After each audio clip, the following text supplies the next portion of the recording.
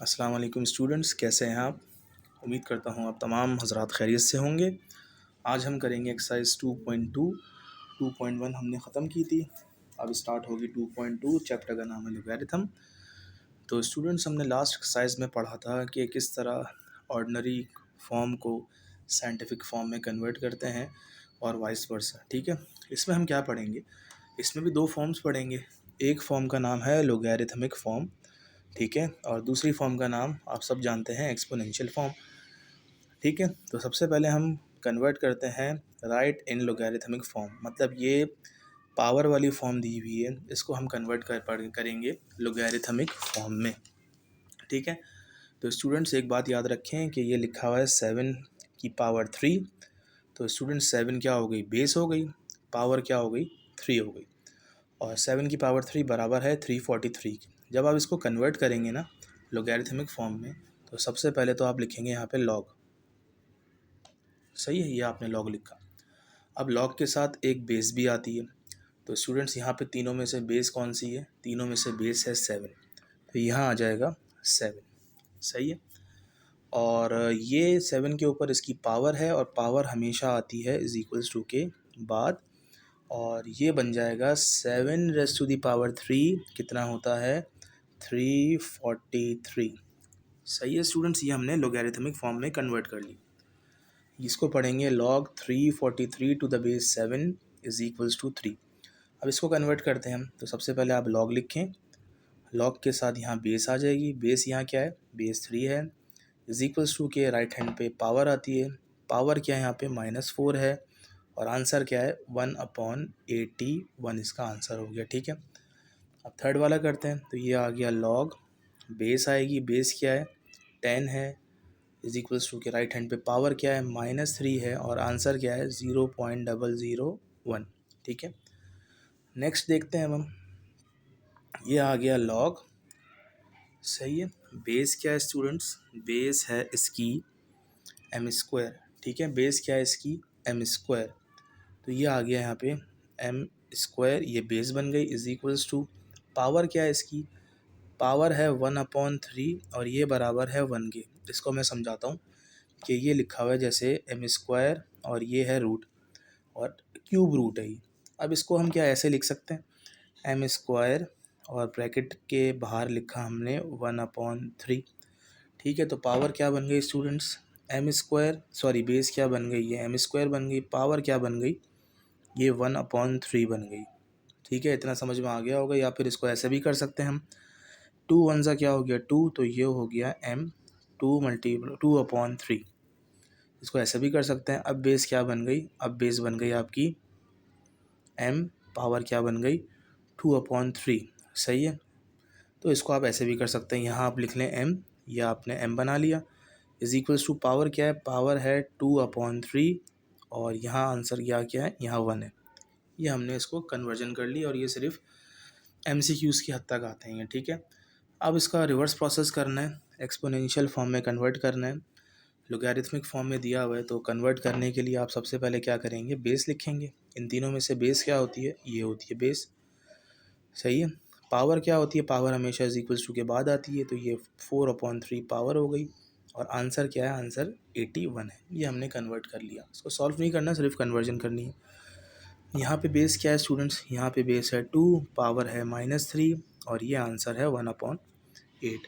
यहाँ पे 10 बेस है, पावर क्या है? 0, इज इक्वल्स टू आंसर क्या है? 1। ठीक है, यहाँ बेस क्या है स्टूडेंट्स? बेस है यहाँ पे 10, पावर है -2, और आंसर है 0.01।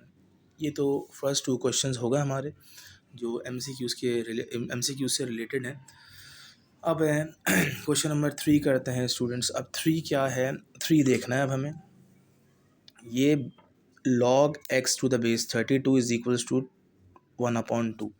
अब देखिए ये सॉल्व कैसे होगा क्वेश्चन। तो सबसे पहले इस क्वेश्चन को एक्सपोनेंशियल फॉर्म में आपको कन्वर्ट करना है। ठीक है, तो यहाँ आप लिख लें कन्वर्ट, बल्कि कन्वर्टिंग इनटू एक्सपोनेंशियल फॉर्म। ठीक है, हम सबसे पहले एक्सपोनेंशियल फॉर्म में कन्वर्ट करें। सबसे पहले आती है बेस, हमने 32 लिख दी। फिर आती है पावर, ये 1/2 और फिर आता है एक आंसर। तो इसका मतलब हमें यहाँ पे x की वैल्यू मालूम करनी है, जैसा कि क्वेश्चन में दिया हुआ है find the unknown. Unknown means जो वेरिएबल है उसकी वैल्यू मालूम करनी है। अब स्टूडेंट्स ये 32 के ऊपर 1/2 आ रहा है, तो इसको अब हमें रिमूव करना है, ठीक है। तो 1/2 को रिमूव करने के लिए दोनों तरफ क्या करेंगे आप, स्क्वायरिंग। तो अभी मैं आपको बताता हूँ स्क्वायरिंग क्यों करेंगे इसकी। ये हो गया 32 और 1/2 तो लिखा हुआ है, इसकी हमने क्या करा दी, स्क्वायरिंग करा दी। अगर आप उल्टे हाथ पे स्क्वायरिंग करा रहे हैं, सीधे हाथ पे भी कराएंगे आप स्क्वायरिंग। स्क्वायरिंग हमने इसकी इस वजह से कराई है कि 1/2 से जब ये स्क्वायर मल्टीप्लाई होगा तो दोनों कैंसिल हो जाएंगे। तो जब दोनों कैंसिल होंगे तो खाली रह जाएगा 32। तो ये हो गया 32 और यहाँ आ गया एक्स स्क्वायर। और अब हमको सीधा करके लिख सकते हैं x square is equals to 32। हमें चाहिए एक्स की वैल्यू और हमारे पास ये आ गई एक्स स्क्वायर की वैल्यू। तो दोनों तरफ आपको पता है क्या करते हैं, taking square root on both sides, सही है। तो ये हो गया एक्स स्क्वायर, रूट ले लिया, 32 रूट ले लिया, स्क्वायर से स्क्वायर रूट कैंसिल हो गया, एक्स इज इक्वल्स टू 32 का जब आप एलसीएम लेंगे तो 2 बनेगा 5 टाइम्स, ठीक है। और ये रूट आ गया। और आपको प्रॉपर्टी पता है रूट की, कि रूट के अंदर कोई भी चीज़ पेयर में होती है वो बाहर आ जाती है उसमें से एक चीज़। तो एक 2 बाहर आ गया, एक 2 बाहर आ गया, ये अकेला रह गया, इसका कोई पेयर नहीं बना, तो ये रूट के एज इट इज़ अंदर। तो ये बन गया 2 2 ज़ा 4 और ये आ गया 2। तो इस तरह हमने x की वैल्यू फाइंड आउट कर ली, ठीक है स्टूडेंट्स।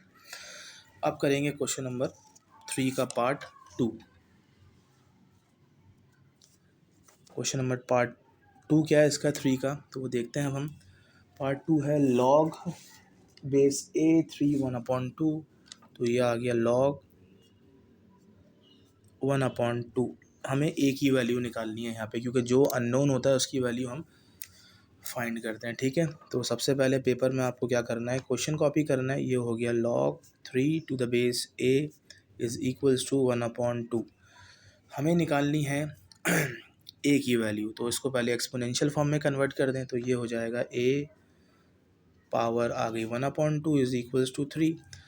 a के ऊपर 1/2 है, हमें 1/2 ख़त्म करना है, तो क्या करेंगे, स्क्वायरिंग करा दें बोथ साइड, ठीक है। तो ये हो जाएगा a 1/2, ये हमने इसकी स्क्वायरिंग करा दी, 3 के ऊपर भी स्क्वायर लगा दिया हमने। तो 2 से 2 कैंसिल हो गया, तो a बचा है a की पावर 3 का स्क्वायर 9 होता है। ये हमारे पास क्वेश्चन नंबर 2 का आंसर आ गया, ठीक है। अब हम करेंगे क्वेश्चन नंबर 3। और क्वेश्चन नंबर 3 क्या है, log 25 to the base √5 is equals to y। तो स्टूडेंट्स हमें यहाँ क्या करना है, हमें यहाँ y की वैल्यू निकालनी है। वेरिएबल कोई सा भी हो सकता है, याद रखिएगा। तो अब हम क्या करेंगे, सबसे पहले इसको एक्सपोनेंशियल फॉर्म में कन्वर्ट करेंगे। एक्सपोनेंशियल फॉर्म में कन्वर्ट कैसे होता है, पहले बेस आती है, ठीक है, फिर आपकी पावर आती है और फिर आपका ये आंसर आता है, सही है। अब आपको क्या करना है, ये रूट को ख़त्म करना है। अब आप ये बताइए रूट की वैल्यू क्या होती है, रूट की वैल्यू होती है 1/2 और बाहर क्या चल रहा है, बाहर y चल रहा है। और इस 25 को अगर हम ब्रेक करें तो हम क्या है, ऐसे ब्रेक कर सकते हैं 5 की पावर 2, क्योंकि एज वी ऑल नो 5 की पावर 2 इज इक्वल्स टू 25। अब ये दोनों आपस में मल्टीप्लाई हो रहे हैं, y 1 ज़ा y, तो ये हो गया 5y/2 इज इक्वल्स टू 5 की पावर 2। अब आपने देखा ये भी बेस सेम है, ये भी बेस सेम है। तो एक प्रॉपर्टी है कि जब भी दो बेसिस सेम हो यहाँ पे आमने सामने, तो पावर को कंपेयर कराया जाता है। तो कंपेयर का मतलब y/2 लिखें, बीच में इज इक्वल्स टू लगाएं और यहाँ पे दूसरी पावर लिख दें।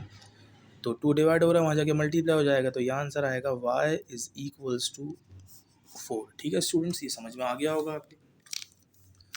अब करते हैं क्वेश्चन नंबर हम 4। तो क्वेश्चन नंबर 4 क्या है भाई, क्वेश्चन नंबर 4 है log x to the base 4 is equals to 3/2, ठीक है स्टूडेंट्स, ये क्वेश्चन है, वैसे ही ऑलमोस्ट सॉल्व होगा। तो अब हम क्या करें, इसको सबसे पहले एक्सपोनेंशियल फॉर्म में कन्वर्ट करेंगे। एक्सपोनेंट सबसे पहले 4 लिखें बेस, फिर आती है पावर और फिर आता है हमारा ये x जो हमें फाइंड करना है। तो 4 को अगर हम ब्रेक करें, हम ऐसे ब्रेक कर सकते हैं 4 को 2 की पावर 2, बिल्कुल कर सकते हैं। x एज इट इज़, 2 से 2 क्या होगा, कैंसिल होगा, तो 2 की पावर बची 3 और 2 की power 3 as we all know क्या होता है, 8 होता है। इजी क्वेश्चंस हैं, ये MCQs के हवाले से भी रिलेटेड हैं। आ सकते हैं MCQs में। अब हम करेंगे क्वेश्चन नंबर 5, बल्कि 5 तो बल ईजी है लेकिन फिर भी कर लेते हैं। 5 है log 100 to the base 10 is equals to y। ठीक है, y की वैल्यू फाइंड करनी है हमें यहाँ पे। सबसे पहले इसको एक्सपोनेंशियल फॉर्म में लिखें। 10 बेस है, पावर इसकी y है और 100 एज इट इज़। देखें 10 को 100 तो नहीं बना सकते हैं, बल्कि 100 को 10 ज़रूर बना सकते हैं। कैसे? 10 की power y is equals to 100 को अगर ब्रेक करें 10 की पावर 2 बन सकता है आराम से। ठीक है, और देखें बेसिस सेम, 10 सेम, पावर क्या हो जाएगी? कंपेयर।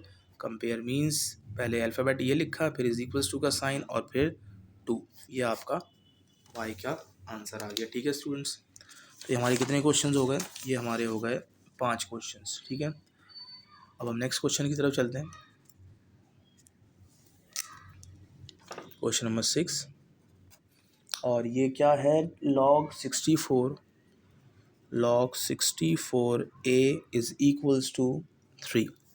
तो इसको सबसे पहले आप एक्सपोनेंट फॉर्म में कन्वर्ट कर लें। a की पावर 3 इज़ इक्वल्स टू 64। अब देखें ज़रा गौर करिएगा यहाँ पे, a की पावर 3। ठीक है, तो 64 को अगर हम ब्रेक करें तो 64 किसका क्यूब होता है? 64 4 का क्यूब होता है, तो आपने ये लिख लिया 4 की पावर 3। इतना समझ में आ गया होगा आपको। और अब देखें दोनों पावर्स क्या हैं? सेम है। लास्ट 2-3 क्वेश्चंस में क्या था? बेसिस सेम थी तो पावर कंपेयर हो रही थी।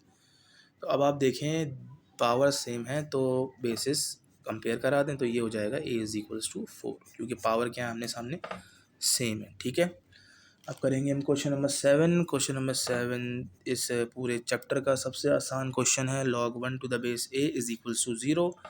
कन्वर्ट करें हम एक्सपोनेंशियल फॉर्म में, this becomes a is equal a up की पावर 0 इज़ इक्वल्स टू 1।